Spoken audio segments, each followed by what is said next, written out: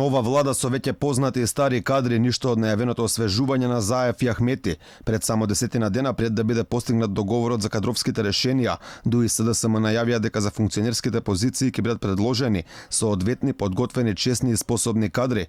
Наместо тоа до собранието е доставен список во кој се имиња на луѓе кои во минатото беа удар на јавноста и заради кои вртоглаво паѓа рейтингот на власта, од сомнежи за корупција во случајот со Боки 13 преку непотизам до предизвикување национален револт. Така во Министерското столче во одбрана останува Радмила Шекеринска, која што ја разгневи јавноста фотографирајќи се со знамето на УЧК зад неа. За министерката беше објавено и видео каде се гледа на гости во домот на Боки 13 заедно со Катица Јанева. Наместо прецизен одговор што барала таму, Шекеринска тогаш реши да ја нападне Алфа телевизија. Што габарит имал Боки 13 со него да разговарате со таков еден закон? То не ми е.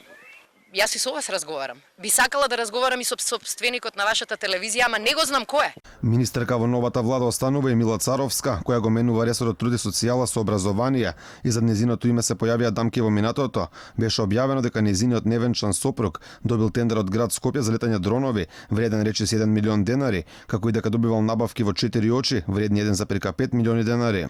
Дел од новата влада на позицијата прв вице-премиер ќе биде Јартан Груби, кој беше осуден на условна казна затвор од 6 месеци поради инцидентите на Кале, кои се случија пред 9 години, тогаш тој беше предводник на невладината Разбуди се.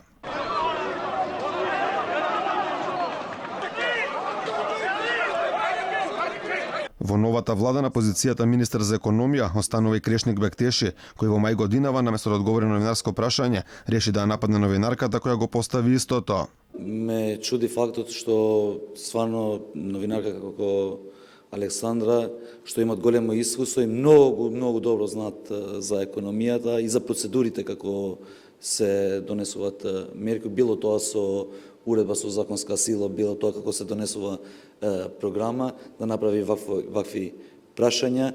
Во новата влада продолжува коалиционата љубов меѓу СДСМ и ДУИ, партиите кои во текот на кампањата испраќа огнени стрели едни кон други, па дури Заев ги испрати и во опозиција. ДУИ заминува во опозиција.